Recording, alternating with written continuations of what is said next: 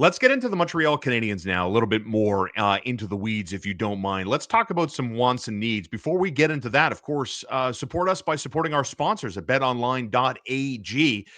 You can deposit with cryptocurrency. It's fast, easy, and reliable. VIP rewards, level up bonuses, boosts, and even more. You can bet big if that's your style with high limits and rebet functionality. And of course, as I've been telling you now, the fastest payouts in the space, in a trusted space that's been around for almost 3 decades, payouts within minutes, and a 50% welcome bonus for new players at betonline.ag.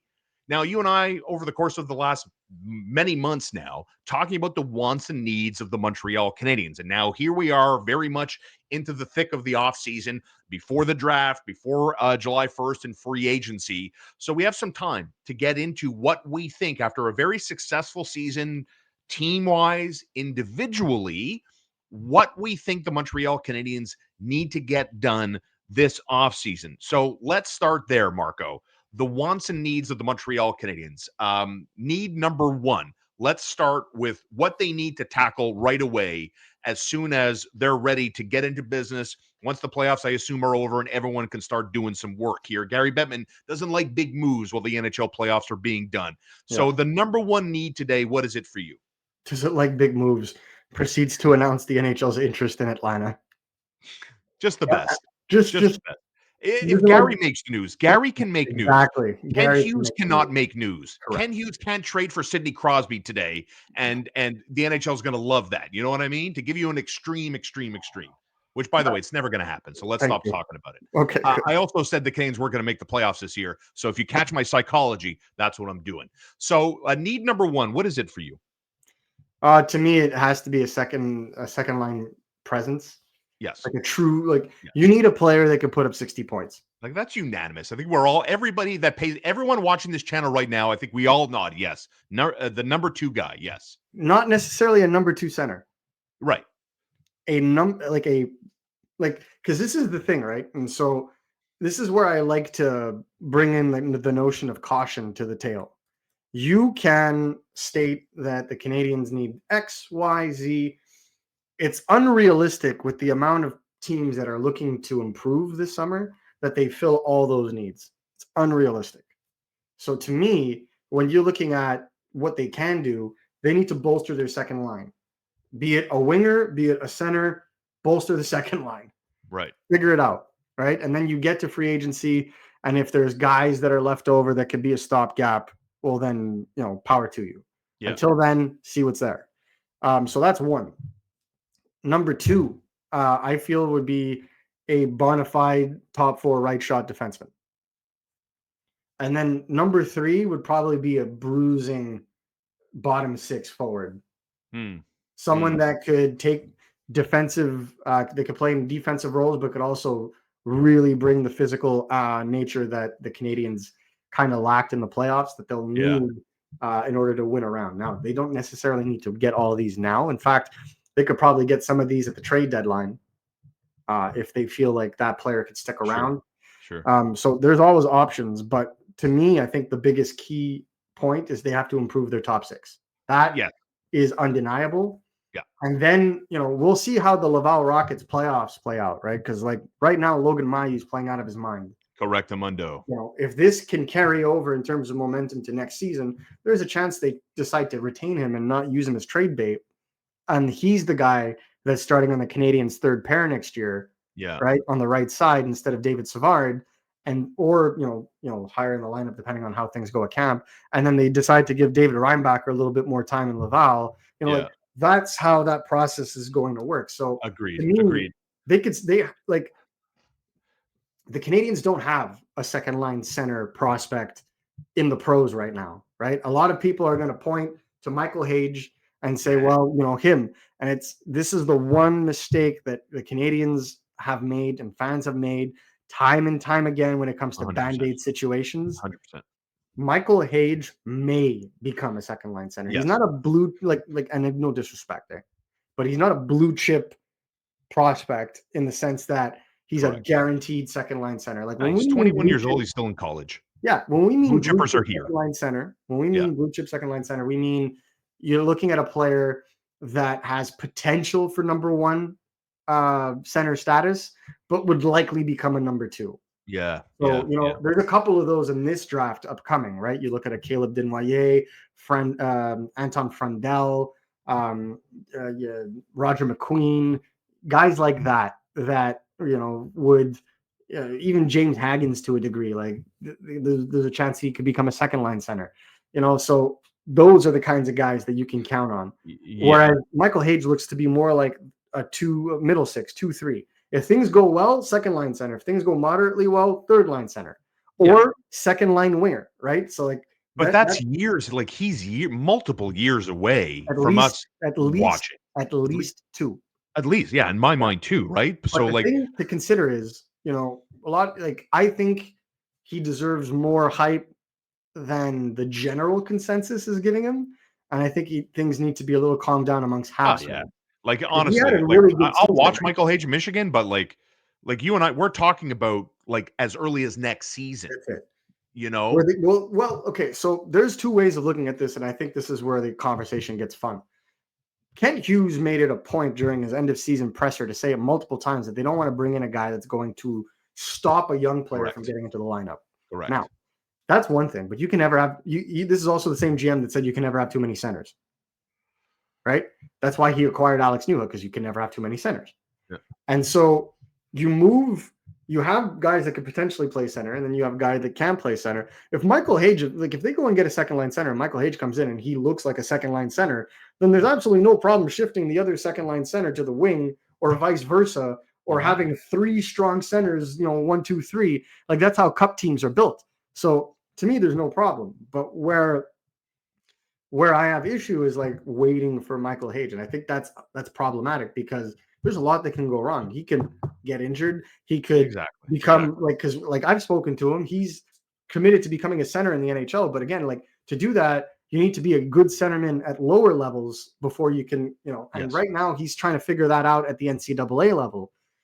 So I'm just kind of like, okay, but that is their biggest need. So if they go out and trade for that need, like to me, it's trading is going to be costly, right? And I think like this summer, especially, there's a lot of teams looking for a center. So Well, that's going to I be gotta tell something. you, hold on. I gotta tell you, like, I don't know where the fan base is going with what they think is gonna happen next Yeah, season, but yeah, there's part of me that's like, hold on a minute here. Like, yes, they had a great year and they defied all the odds at every turn and became the last team to get into the tournament. But there's a very real world that's probably going to exist where they're going to lose talent and experience primarily, right? experience. Yeah, Chris Dvorak won a lot of faceoffs. Yoel Armia was a silent operator, shorthanded, and did a yep. lot of heavy lifting.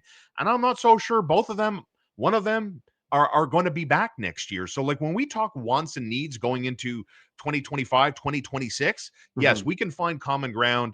Getting the second line more established, more potent, more consistent is Mm-hmm. number one. But also, right up there for me is experience and finding the right players that, yes, can do what you mentioned, not impede the progress, block the way of young players that have, you want young players coming into camp thinking, oh man, if I do really well, I can win a job here.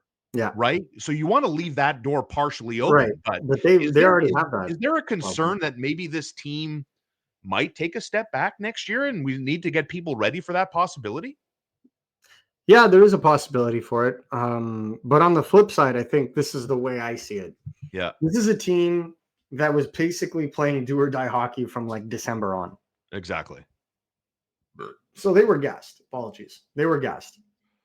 And I think the issue is if they are prepared now, physically prepared, conditionally prepared Yeah. to go through a full season, I think they're still in the fight for like they're still a bubble playoff team unless they add a serious piece up front. Yeah. And Right. so where I stand on this is that I feel like if the Canadians would have started last season with the Dabesh Montembeau pairing, they would have been well into the playoffs. They would have Yes. it wouldn't have gone to 82 games. It would have gone to maybe 75. Okay. But when you look at other factors to keep into consideration, right? Like David Savard, bless his career, bless his soul, bless everything he's done for the game and for the Canadians, was a negative factor on that team from a performance standpoint from basically November to the end of the season. Yeah. And that's probably due to injury more often than not. And, an injury that, got him to seriously consider and eventually lead to retirement.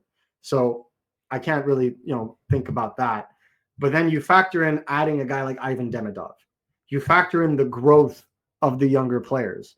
I don't necessarily think they're going to take a step back, but to take a step forward is the big problem here, right? They may stagnate next season if they don't fill one of these needs, and that is on Kent Hughes. Half of it, at least, preparing that team. And I've said this before, and I said it again. There was a lot of negativity online when they got eliminated from the playoffs and during the playoffs, where it was like, "Oh, fire Martin St. Louis," or "This team sucks. They're going nowhere. They need to get bigger now." It's like, okay, but you have to understand that team was not built to beat a Stanley Cup playoff team like the Washington Capitals, right? Correct. Like when you look at, and people wanted to compare it to 2010. Look at 2010. That was an old ass team. That was an experienced team. Scott Gomez, Giunta, Camilleri, Hammerlick, Spacek. That was Plekanec. That was a very seasoned team. Markov, very, very seasoned team. So when you look at the Canadiens were the youngest team to ever make the playoffs. Yeah, and they're probably going to be younger next year. Yeah. Well, I mean, when we say probably younger, see, this is my thing. When we say probably younger, we're talking about younger because periphery players are leaving the lineup. Yes, 100%. Right. Yes. But the core is getting better. Oh, it means nothing. It has zero value, in my opinion. What I'm saying. The core pulled this team to the playoffs. Correct. And the core is only getting better. 100%. And then you're adding a year of experience. Like Lane Hudson at the beginning of the season versus Lane Hudson at the end of the season were two very different players. 100%. You're adding a Demidov that just got all this playoff experience and they're going to be training his mind off this summer, right? Like there is pieces there that are going to get them into playoff contention.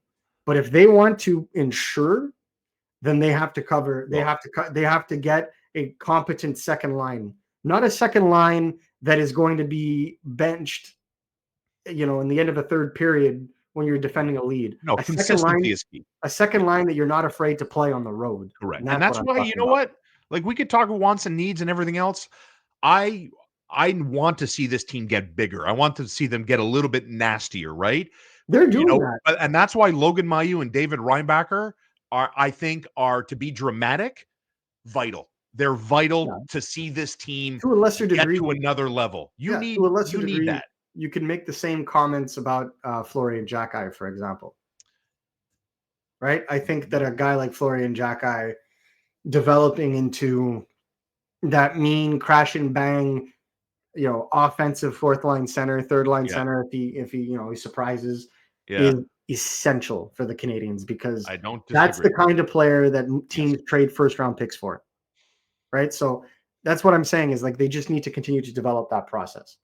You can follow Marco D'Amico on X at MN D'Amico and check him out at RG Media where they're hiring. So if this is something you want to explore in terms of a career, a pivot, perhaps, here's what they call an opportunity. Thank you, Marco. Thank you, guys. Have a good one.